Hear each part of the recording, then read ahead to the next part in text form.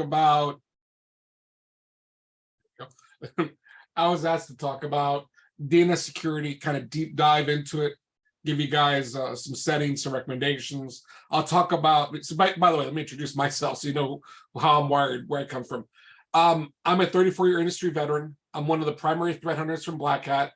I'm responsible for the 4 core subscriptions at Palo Alto, security subscriptions. So Threat, Advanced Threat, Advanced URL, DNS, Wildfire, Advanced Wildfire. So those 4 families are what I cover. I'm also a forensics expert. I also help cover IoT and a couple other things. So on today's call, we're going to talk about DNS pretty in depth. I approach it from an incident response forensics perspective. We're going to look at some settings. I'm going to explain why I do certain settings, how you may want to configure things. We'll talk about EDL, explain that. And throughout the whole process, I'll give you guys ideas about, hey, because I did this, I'm going to use this log this way. And I'll give you guys some ideas of how to leverage logs for your threat hunting perspective, how you may want to create some SIM widgets or things of that nature, some visualizations out of the data. So I'll be doing all that throughout the presentation. How's that sound, everybody? Sounds good. All righty. So like I said, so today we'll start with DNS. As you can see, we have a lot of subscriptions. So you see all these guys over here. I'm responsible for those. I'm the liaison between the sales engineering community and the product managers. So I'm responsible for that. And I also help cover IoT. So basically the only 2 I'm not covering are those guys. So let's go ahead and let's move forward. Again, I'm not going to go too deep into marketing, but just to kind of make sure and level set everybody.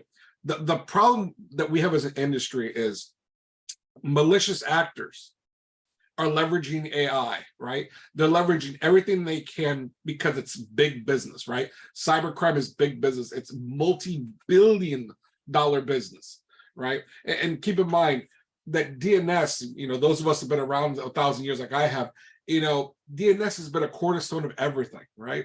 DNS is required whether I'm surfing the web, whether I'm using email, whatever I'm doing, DNS is there, right? So because of that, because it's such a prevalent vector, over 72% of organizations have received DNS attacks. And actually going to talk about some of these DNS attacks and give you an explanation about how this works. So like in the old days, the problem we would have, and even today, right, the problem we have with trying to do troubleshooting and forensics DNS is the fact that when you're looking through logs, there are a massive amount of DNS requests, right? And the problem is an amateur attacker could kind of make it easier to spot because, I'm used to maybe DNS, packet size, whatever, the data algorithms, only being so big. So if somebody's blasting multiple megabytes, across in a DNS entry, well, that's kind of obvious. You're trying to do data exfil, data infill, and I'm going to look at that and probably stop you off. Right. Of course, the bad guys realize this, again, because it's big business. So they've gone ahead and said, okay, well, then we're going to get smart. We're going to drip the data in and out using tiny quantities so it doesn't sound any red alarms, so it doesn't become obvious. And then they're getting even more sophisticated. We're not going to send everything to one site because then you're going to catch me. I'm going to drip a little here, drip a little there, drip a little over here, right? So they're getting really sophisticated in doing this. And the other thing is, keep in mind, DNS is almost always in a firewall group, right? Regardless of manufacturer, pretty much everybody's allowing DNS, right? DNS is part of cornerstone business. So the bad guys know this and they're going to leverage this against us. And here's another problem. 85% of modern malware uses DNS for malicious activity. Again, we're going to talk about some of these attack events, a little more deeply in a second. And again, we'll skip some of the marketing stuff here. So keep in mind, right? 5.7 billion malicious domains have been blocked, 185 DJs, 55 million DNS tunnels. How is this possible? Well, here's how this is going to work. When you look at the fact that they're leveraging AI, right? They're creating programs to create domains, right? To create these entities, right? If you really look at it, over 76% of newly registered domains were specifically created for malicious content delivery. And the crazier thing is the fact that if you look at a lot of those domains and IPs that get spun up, they're normally torn down in less than half an hour, right? So when you look at the old school methodology that we all used to use, right? That we would download lists from people of known bad IPs, right? Known bad domains, right? That was fine for a long time, but when we're talking about an evolution where things are being split up and torn down so quickly that I may not, if I'm relying on my firewall, my security product, to download a list to keep me protected, it's useless, right? Because let's be honest with you, we're all working too hard as it is. We don't need to be patient zero, right? How many times have we heard the story, oh, well, somebody's got to be patient zero to protect the rest of the world? Well, you know what? I'm not that altruistic. I don't want to be patient zero, and nobody wants to be patient zero. So because of that, Palo decided, well, what are we going to do? How are we going to make this evolve? How are we going to make it so we can do our best to eliminate some poor person, some poor organization from becoming person zero? So the way we did this is they're leveraging AI against us. We're going to leverage AI against them. So let's talk about these AI components in a minute, right? So the way machine learning, let's start with that. Machine learning is data scientists look at a bunch of data and they say, okay, I've got all this data. And what they realize is they start seeing the patterns in the data. And as a result, they write an algorithm that's coded to say, hey, as data streaming through, if you see this pattern, it means X, right? Important thing to note, right? So obviously, the more data, the more efficient, right? The more effective these data scientists can be. An important thing to realize is when you look at Palo Alto, right? And mind you, I've been doing this 34 years and I've worked for Palo Alto's competitors even, right? When you look at Palo Alto's volume of data they ingest, specifically thanks to the Wildfire Cloud, right? We've been told that we have the largest data input feeds on the planet because of so many wildfire entries being received, right? Just to take a slight sidestep, the Wildfire product, as it's analyzing, all this content, it's saying, hey, let me extract the bad IPs. Let me extract the bad domains. Let me extract URLs. And also it looks at what's being attacked in that code, right? And the beauty of that is now that allows Palo to write the IP, the signatures to detect and protect this sort of stuff, right? From an IPS perspective, right?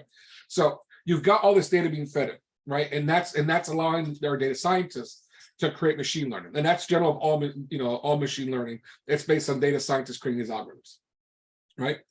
Now, the important thing to understand is deep learning. So with deep learning, it's a neural network-based AI. And what it does is it says, okay, I'm looking at the data coming in. And the important thing about the big differential between this and classic machine learning is the AI self-evolves. It learns on its own to say, oh, I've detected a new pattern that maybe wasn't part of the original algorithm it was designed for. It evolves on its own and learns. Now, the important thing to understand with deep learning is going to be based on data volume specifically. The larger the data, it doesn't require data scientists to keep it updated, right? The more data you feed it, the more patterns it recognizes and it learns on its own, the more protections you gain from this, right? So that's an important thing to keep in mind because Palo is actually using this, right? So the reason I'm starting with this little explanation of deep learning, machine learning, is because this is a cornerstone of the way the DNS product is working. Let's skip some of this stuff. I just want to give you guys a quick introductory on this. So the way this works is so you know the flow, right? I've got a DNS request from an endpoint, right? It goes to my DNS server. That's going to go through the firewall. An important thing to keep in mind, right? I've worked with different DNS products, right? Part of the beautiful thing about Palo's DNS solution is I don't require you to reconfigure any part of your DNS infrastructure, right? This data is going through the firewall. The firewall is simply a sensor that's detecting this traffic and analyzing, right? So first thing you have to realize, and again, we're going to deep dive this in a second when we look at some of the attacks, right?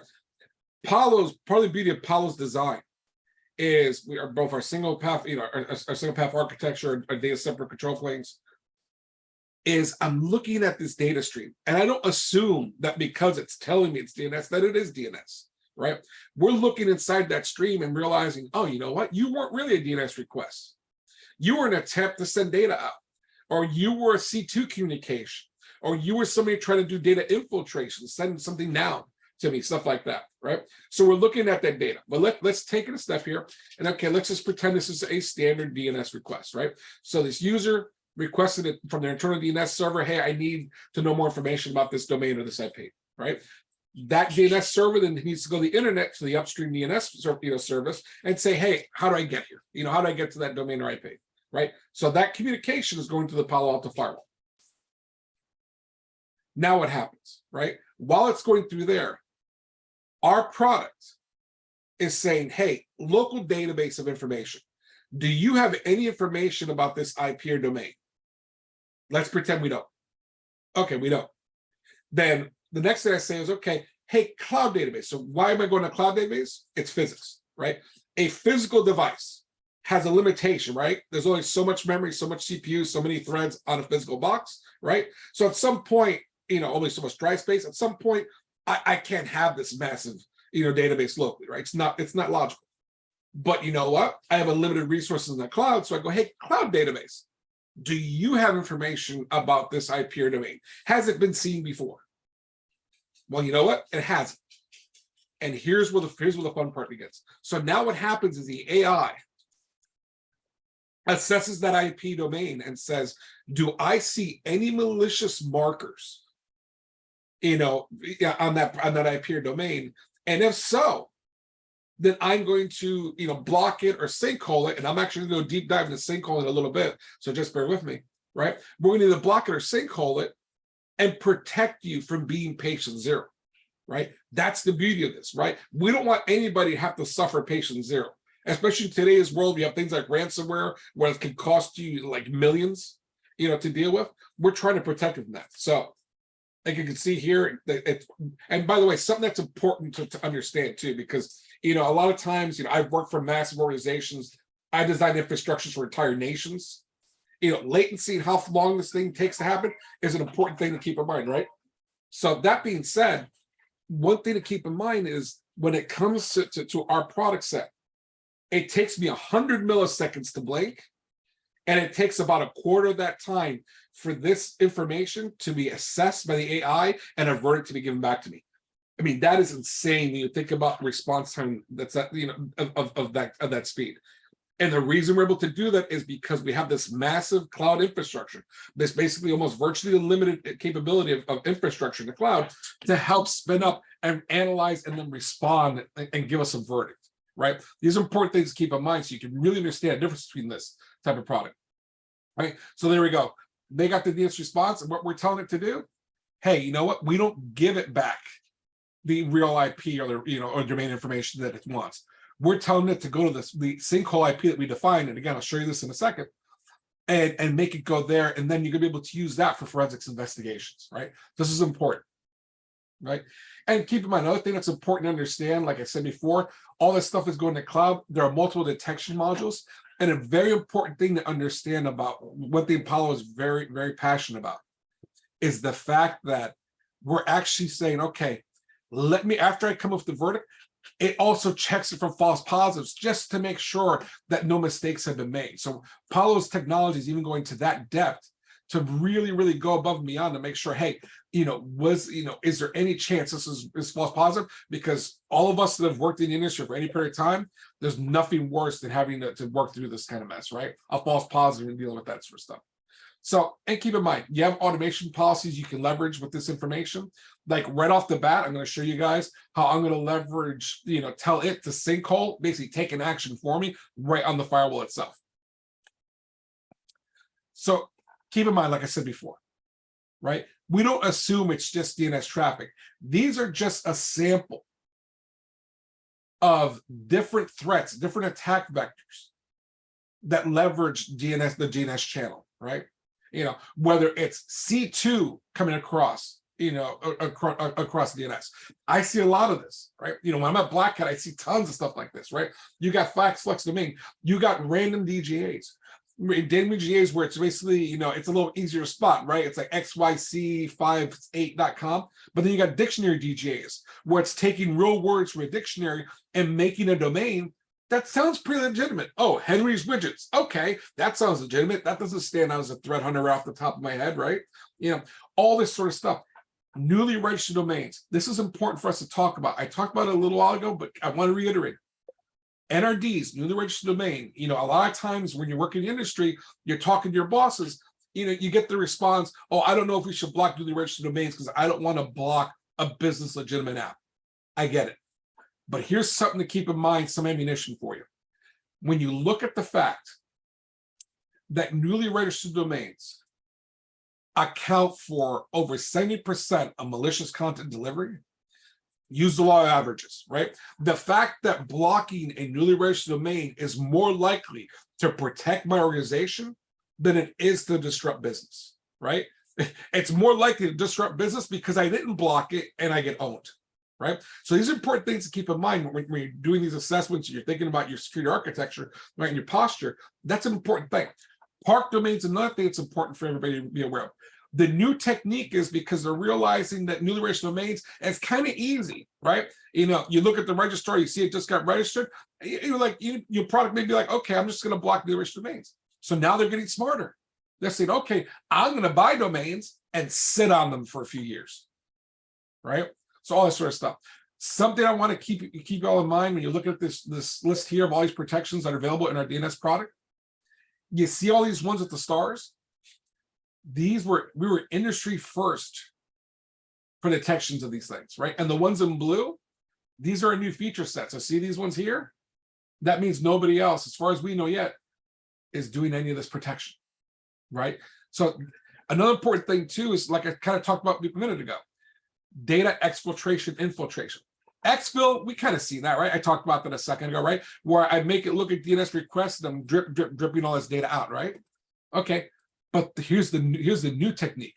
What they're doing is saying, okay, I'm going to go ahead and use DNS as a vector to bring down Emotet, Mimikatz, the tools that I'm trying to use to compromise your environment, right? Especially like in a ransomware attack or any kind of attack in general, right? Now I'm using DNS infiltration to bring my tools into your environment, right? And again, you can see we're protecting for that, right? We're looking for that sort of stuff, right? So you've got all this sort of stuff in play, all this stuff being leveraged against you, and that's why it's so important to really understand how to leverage DNS as a solution. We kind of talked this about a second ago, but before I deep dive into that, some ideas. Go ahead. Remember, Palo Alto has application ID, right? I don't assume that because it's port 53 that's DNS like some other providers, right? We're going to go ahead and say, look inside a data stream and say, were you really DNS? Okay. Because we have that kind of power and that kind of ability, what you really want to do is say, hey, for DNS, these are my internal DNS servers. Why is that important? Because if I'm a malicious actor, I may be trying to set up my own internal DNS server as part of my attack. I may be trying to route you around, make DNS requests directly to the internet, right? To look for who my command servers and things like that are, right? By saying, hey, the only servers allowed to talk to those upstream DNS servers are these, and these are the servers allowed for DNS traffic, period, right? You've locked that environment down. You've taken that extra step to secure your environment. As a threat hunter, as somebody who's dealt with attacks at national scales, one thing I can tell you over and over again, regardless if you're a tiny mom and pop shop or a country or bigger, whatever, keep in mind that the harder you make it for malicious actors to get what they want, then you know what's going to happen? If you keep thwarting them and keep stopping them in their tracks, they're going to move on to a softer target and just be done with it, right? So things like this are things you can do to help yourself, right? We talked about SSL decryption. I don't want to beat that with a dead horse too much, but keep in mind, for a long time, we used to say as an industry, SSL decryption is hard. I don't know if I want to do that. Here's the sad reality, folks. When you look at the fact that well over 60 to 60% of the most recent malicious attacks were leveraging SSL decryption against you because they knew most people weren't doing that. Let's just put it that way. What's that mean? That means that they're getting better and better at using your weaknesses against you. And if you're not getting to a point of at least starting some SSL decryption plan, right? At least decrypt the incoming. I understand you might want to decrypt the outgoing because you have HIPAA or this or that or PCI, whatever it is. But you know what? Yeah, so maybe I didn't see the machine that made the call out to the internet for C2, but at least I could see the C2 response and stop it, right? SO decryption, folks, it's a must. Another thing to keep in mind is use App ID again. DNS over HTTP, right? DNS over TLS. These are bane of a lot of existences, right? So why not say, I don't allow that? And that'll force those products that are using this typically to have to fall back to traditional DNS and let your DNS tools function the way you expect them to, right? Just some ideas for you, right? Again, I'm actually going to show you this. So let me switch to my firewall so we can go deep dive a little bit and give you some ideas of settings, right? So first and foremost, right? The DNS is under the spyware category.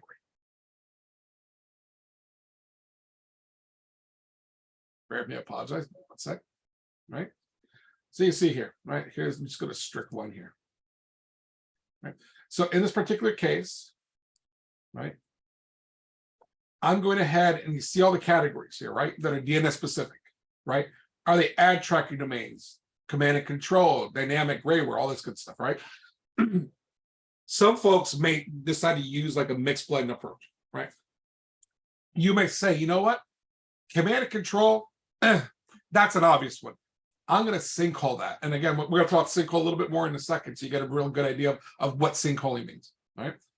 Dynamic DNS, you typically will want to do that, but I can see some organizations where they can't, they may have some dependencies and stuff like that. So you might not be able to sinkhole, but that's fine, right? You've got options here, what you want to do.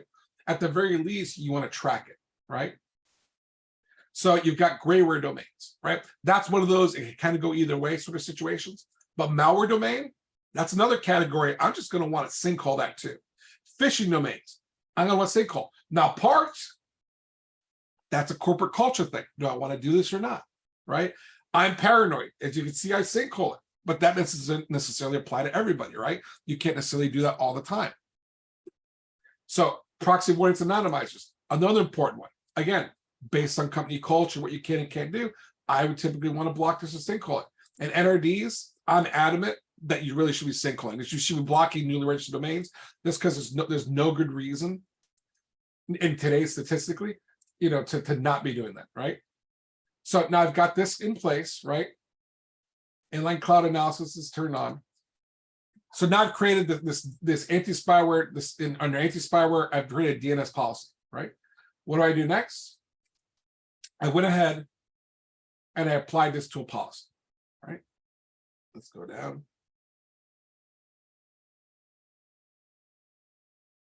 So here you go. You can see here, basically, I want you to apply that strict one policy, right? So now what happens? Like I said before, local database, any info? Nope. Cloud database, any info? Nope. Okay. Analyze this for me and let me know if I should be worried, right? What, should I be sinkholing this? Is something I need to be concerned about, right? So it's going to do that. Now, what happened? Actually, let's go back a step. Another thing I'm doing. So remember, what's happening is if it decides it needs to sinkhole it, it's going to respond to the initial DNS server, the internal DNS server's request for the IP or domain info and give it the sinkhole info instead, right? Now, I am a big forensics guy. So one thing I'm doing to make sure that I've got no other rule potentially taken in action against that IP or domain again, after it analyzes it, I have a simple sinkhole policy that all it's doing is as a URL filtering policy to log it, basically to log all these requests. And why am I doing that? So I make sure I get a log for any device / user going to that sinkhole. So let's take a look at that. So bear with me, by the way, folks, this is a PA220. So you can see here, my action is sinkhole, right? And what was the threat? This is a park domain, right? Now, what else can I glean from this data? Guess what? What I would do is I'd say, okay, that was the source IP of the machine that's trying to access that sinkhole. In other words, the source machine here, right? Now, I don't have user ID turned on. For those of you that aren't aware, Palo Alto has a thing called user ID, which lets me say, okay, I want you to talk about authentication source and figure out, hey, this IP is associated with this user. So from a forensic standpoint, that is something very important you want to do, because now I know it was user Henry and this was his IP. Now, let me show you another trick that I've got going on. Some of you may be like, hey, why does Henry have extra columns here? Well, IoT, full disclosure, because I don't want to mislead anybody. My IoT product is adding extra forensics intel for me. Our IoT product passively, the AI looks at the logs coming through the Palo Alto, and using just non-intrusive, using passive technology, it's able to assess based on apps, back IDs, and like over, I think we're up to 80 attributes in general in the data stream. It's able to say, hey, that is a iPhone 12 Max, which falls under smartphone. Maybe if I see a sinkhole and it's a robotic arm on my production floor, or an oven if I'm a bakery, or whatever it is I'm using for business outside of these computers, I might want to handle that differently, right? Why did a device that really is just part of a manufacturing process going to something malicious? Something's definitely, something scary is going on, right? So keep that in mind. So I've got this. Now, let's talk about the log data. So one thing to keep in mind when we're talking about logging in Palo Alto, right? Some of the products that I've used in the past, they'll log, you talk to log everything, right? Palo Alto gives you flexibility. So if you see here in my actions, I can tell it when do I want to log, start or end, right? And I can create a log forwarding policy. Like in my case, I'm going to say, hey, I want you to forward this to my corporate Cortex data lake, because my IoT subscription is going to use this data to pull out metadata and analyze it for me, right? I could also apply this to like a SIM, right? And if I'm applying it to the SIM, something to keep in mind, right? From a forensic standpoint for these DNS logs, you might want to create rules like this. You might want to create a rule that says, hey, in that log, if the action was sinkhole, maybe I make a widget for all sinkhole activity. Now, between you and me, you might want to clean that up a little bit more. I may want to create a widget that says, hey, action was sinkhole, and the source IP was not my internal DNS servers, right? In that case, now I've got specifically a very direct myopic view of the machines, the actual workstations, users that made the request to the DNS server to begin with, which the DNS server then responded, tried to get info, and we give it back to sinkhole IP information, right?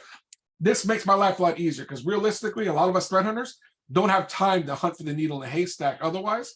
But this, just use the magnet to pull the needle out of the haystack for me. So now I can go ahead and say, this is what I wanted. This is the information I need, because now I can go straight to hunting, getting this PC and hunting down the user and going, hey, I see we had to sinkhole you. What happened? Did you get an email? Were you surfing the web? And as an investigator, I'm now digging through this and going, okay, now I've got a better perspective of why this person and or device were sinkholed, right? Maybe it's part of a phishing campaign that's been used against me. Maybe it's a targeted attack. Maybe it's just a random opportunistic attack that we could have stumbled into, right? I'm going to use this data and these abilities to do that, right? So again, widget would be action sinkhole, maybe add a filter to exclude your DNS servers, right? Take the field, threat name, right?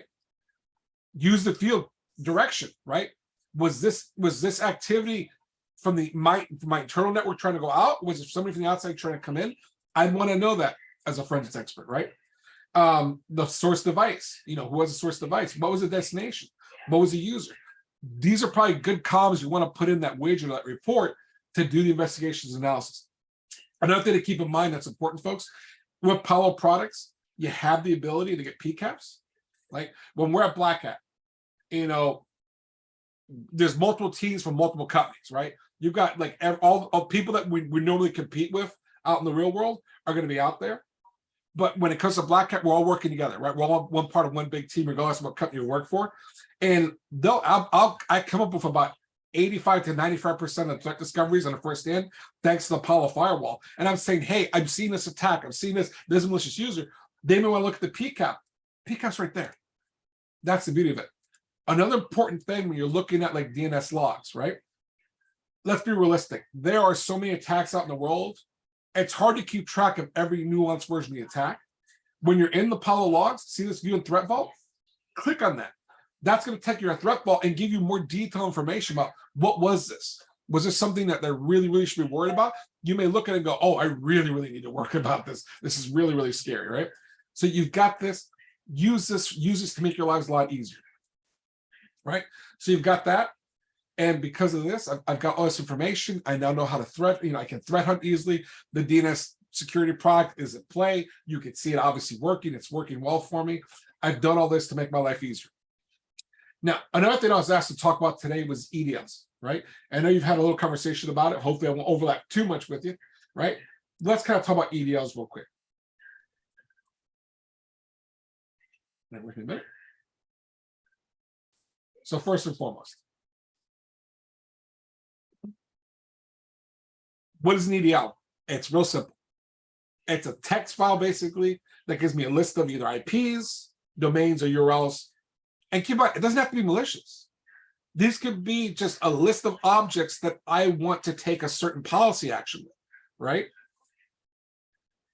An important thing to understand, right? So for those of us that have had to follow change control and stuff like that, right? And just those of us in general, right? When we have to do a commit on a firewall, regardless who the manufacturer is, right? There's always that hold your breath moment, right? That's the way it's always been, where you're praying to God, nothing goes wrong, that it commits, nothing blows up in my face when I'm doing a commit, which is why a lot of times you can't do a commit unless it's during your change window null and night, right? The beautiful thing to understand about an EDL is, if I'm in the middle of dealing with an attack, right? And let's just say I want to add a shun for an IP, right? If I'm leveraging the EDL, and again, I'm going to deep dive in this in a minute, right? I could just have a list of EDLs that don't require commit. An EDL, think about basically what it is, like from a programming perspective, it's simply an array that we're refreshing at defined intervals, right? It's not a full-on commit that could slow down a firewall in general or potentially have a problem. No, that's the beauty of this, right? It allows me to get the data I want and react to things quickly, right? Without needing to deal with a commit. That's an important thing because that a lot of times will help me avoid that change control, the shackles I have with change controls, right? Another thing too is keep in mind, right? A lot of times, we've always talked about as an industry, oh, I want, security in depth. I want different perspectives on different vendors. This gives you that ability, right? So, Grant, if you look at Palo's catch rate, right? Forrester, if you look at Cybersecurity IQ Labs, if you look at our catch rate's insane. Forrester says that we catch, if you use Palo Alto security products, you're talking about a 45% reduction in breaches compared to other vendors. That's great. But you know what? I'm also a very paranoid person, right? So as an extremely paranoid person, the fact that I can add, to this, my security, and I can hedge my budgets, my bet, and say, okay, I'm going to buy another threat feed from this third party, and then I'm going to bring it in as an EDL object. And now I have extra intel outside of Palo Alto potentially that I'm using to do this, right? So let's take a quick look, see how this works, right? So again, here's EDLs. One thing to keep in mind is Palo actually supplies you with EDLs out of the box, right? So you see here, Tor exit nodes, right? Bulletproof IPs, high risk IPs, right? No malicious, right? So you've got all that stuff. Let's start with that. So from an EDL perspective, one thing you might want to do is create some simple policies to leverage this, right? So if you see here, right, EDL scrub inbound. So basically, if the source IP was any IP in an EDL, well, I want it cut off at the knees, right? And vice versa. If one of my internal devices is trying to go to one of those IPs or domains that are no malicious, I'm going to block it too. Now, why do I do this versus other security policies? I'm leveraging my bets again. And the other thing too is keep in mind, something at this low a level right? It's so far at the beginning of the stack process, right? I'm reading the header coming in and saying, oh, that's bad, before I even see if it's DNS, before I see if it's URL. I'm cutting this off at the knees even faster for you this way, right? And again, keep in mind, I could add, I can add third parties, right? So I did an example here. Let me show you. And again, bear with me, this is a PH220, right? So let's just say this. I said, okay, sans block, I just do this as an example. I don't know if this is how well this works. And I said, okay, is it going to be a list of IPs? Is it going to be a URL list? What's it going to be, right? I just pick the IP list. Well, where's that list being hosted? It's being hosted there, right? Right. I could potentially say a certificate, right? Give it the certificate info. I'm not going to go that far in this for this example, right? For sake of time, right? Another thing too to keep in mind, I'm probably going to test the source URL, make sure, can I get to it? Yep, I can, right? And then I have that, then I can add that as part of security policy. This might be a policy of specific servers, that I need to, be more lenient on, or it could be servers that I need to be extremely, locked down on, whatever it is. It's a list that I can now use for policies, to apply policies against, right? That's the beauty of something like this, right? So I've got the EDLs, and again, from a monitoring perspective, if you notice, right, when you're looking at activity, we've got the rule name. So from a threat awareness, a logging, like whether it's a SIM widget design or whatever, I may say, hey, if I have activity involving either the rule scrub, EDL scrub inbound or EDL scrub outbound, I'll probably take an action like scrub outbound. I'm probably going to make that a rule in my SIM or whatever, saying, hey, if I see an internal device trying to go to something that's no malicious at that basic level that came from one of these EDLs, well, I'm going to want to react to that quick. I'm probably going to make a rule that says, hey, if this rule was involved, I want maybe a help desk ticket created to investigate this right away for this source IP. Who is that internal device trying to go to something that's been flagged as no malicious, right? That's one example. Now, I may want to deal with that, and realistically, I'm probably going to see a ton of those no malicious IPs and URLs, all that stuff, trying to come into my environment. Well, realistically, as a SOC threat hunter, as much as I would love to deal with that first, I'm probably going to deal with that after I deal with some of the other threats, right, that I'm analyzing, right? But you have that ability because it was part of this rule. I may want to make that a lower priority for my threat response, plan, right? Just as some ideas, right? So let's take a look here. So why EDLs? It's a great way to add an extra layer of protection, a great way to add extra abilities from policy writing perspective, right? I can use that data like I just talked about a second ago as part of my, my SOC alert process, right? Extra data for my, my logging systems that I might want to use for data analysis purposes, stuff like that. It's also really helpful from a forensic standpoint, from instant response, right? I might want to deal with those type of assets first. Okay, I know it's going through. I wanted to get as much data as I could through there quickly. Let's go to the Q&A section. What do you have out there for me? And hopefully, and folks, let me know if this is helpful. This is the kind of content you all want to see in the future. Henry, are you going to read through the questions or did you want me to read them? Sure. Let's take a look. I guess we'll start with Jared, right? Yeah. EDL certificate profiles. I get errors in my current EDLs when committing due to no certificate profiles applied. Jared, my suggestion would be, you saw how simple it was for me to do this here, right? There's probably something you're missing, and I obviously can't see your screen. Call TAC, call support, and be like, hey, what am I doing wrong? And they'll point out what it is. I mean, it's probably something, some little thing. Oh, you have to be doing this where it has to be in this format. Probably something like that's what's causing you to have an issue. Let's see. So if we block a DNS port 53 for our clients and then force them to use internal answers, that add a good level of DNS security. The short answer is yes.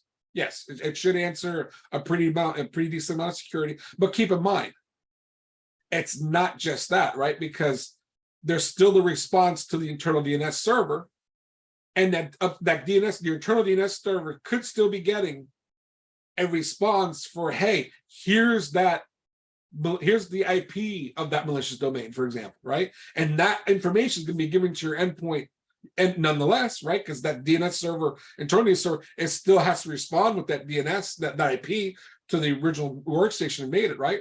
So now that workstation is going out to that malicious IP, right? Yeah. So remember, it's you want to do not just, you want to lock down DNS as much as possible. You want to say, hey, only these are my only internal DNS servers. You should be the ones doing it. But at the same time, you want to make sure that if I have some way of not letting that workstation really know how to talk to its C2 mothership or the external server that I'm trying to do data exfil to, or whatever it is, you want to make sure you're having all the things. Like I tell people all the time, you have different tools for different techniques, right? If I'm looking for planes, I use radar. If I'm looking for a sub, I'm going to use a sonar, right? I got to look in the right way and configure things the right way and use the right tool in order to defend myself from each different vector, right? Okay, so let's take a look. How do we handle solutions such as, sorry, I'm a little blind here in my old age, thick-set canaries that use DNS for all communications and data transfers between their sensors and cloud portals? So I'm not familiar with that particular element myself directly. Remember, I'm more of a forensics person. But keep in mind, the beautiful part about Palo is I can define what I allow. So maybe I'm saying, here's the IPs for those devices. So I'm saying these devices, I'm going to allow you to do this, right? The beauty of Palo is I can create policies based on IPs. I can create policies based on groups that I define. I can base policies based on apps. I can base policies based on the destinations I'm trying to reach, right? So it's a matter of looking at your thing and saying, how can I lock down my environment as best as I can? These devices talking this one protocol to this specific IP or this domain, something like that. At the very least, lock it down that way. So hope you give it anything. What's the difference if you block URL category encrypted DNS versus blocking encrypted DNS app IDs? So let me think about this. If you difference in blocking URL category encrypted DNS. Well, keep in mind, like I said a minute ago, if I'm reading this question correctly, if I'm looking at URL as a vector, then that's going to be potentially URL subscription, right? If I'm using DNS as a vector, that's going to be the DNS, right, as a vector. So by telling it, hey, I'm not allowing DTLS. If I'm assuming this is what you mean by this question, if I want to block or allow DNS or HTTP, DNS or TLS, or I want to restrict that to only these devices or only these destinations, right? Again, it's a layered approach, right? I'm paranoid. I'm going to lock down things as much as I can using every vector because it's only a matter of time. Been doing this long enough that somebody figures out a way to finagle it this one particular way to get in this one little microscopic hole in a network to get through or whatever. Well, again, from my experience, if I make things difficult and I lock things down, they're eventually going to move on and not continue the attack against me. Hopefully it answers your question. I think that's what you're asking there. Is Iron Skillet from Palo Alto still a good place to take reference configurations from? It has best practice configurations that we apply. How often is it actually updated? Latest recommendations of Palo. Great question. So yeah, Iron Skillet is always been and still is a great thing. It's my understanding they're going to refresh it soon. Again, I'm not making any promises, but from what I've heard, there's going to be an update to it soon. But let's talk about other mediums that you might not be aware of or you kind of may have glossed over. We have things, I know Bob talked about a second ago, the BPA report, right? The SLR reports. These are products, right? Reports that are generated that say, hey, I'm seeing this, I'm seeing that. And it gives you suggestions on how you may want to lock on your existing environment, right? One thing to keep in mind is work with your VARs and your SCs because like a lot of times, like internally at Palo, an SC may come to like myself or Mike Breen, who's the other person that does the same kind of work I do. And they may say, hey, could you give me another pair of eyes and some recommendations, right? Like recently, one person came to me and said, hey, could you look at this report that I generated? And I looked, and as an old school guy, my jaw hit the ground because I saw they were allowing, and for you old timers out there, you'll appreciate this, PC Anywhere And some of you are like, what's PC Anywhere? Was PC Anywhere was like a way for, in the old school days, to be able to remote into an environment from your home across the modem, for example, right? And it was kind of shocking to me that they actually allowed PC Anywhere, and it was in the report. And that, to me, was like a red flag. I'm like, right there. So keep in mind, BPAs, SLRs are great. And a lot of times, you know, the SCs may engage somebody like myself before they even talk to you to say, could you look at this? And I'll give them feedback and give them some intel on this sort of stuff. I think somebody gave us a GitHub there for Iron Skillet, it looks like. Thanks, Remu. What's considered a parked domain? And how do you determine it's parked? Okay, so some of that stuff's proprietary information, but at a real high level, a parked domain is basically, it's a domain that was purchased that's not being used, but it's been registered in the Internet Registrar for a while, right? For a considerable period of time, and it's just parked there. Right? There hasn't been any web server spun up. There's no content going to that IP, that domain, right? But it's there. And it's been there for a while. Why? So you might be asking, why are they doing this? Again, because a newly registered domain's easy for me to block. Oh, I'm going to block newly registered domains.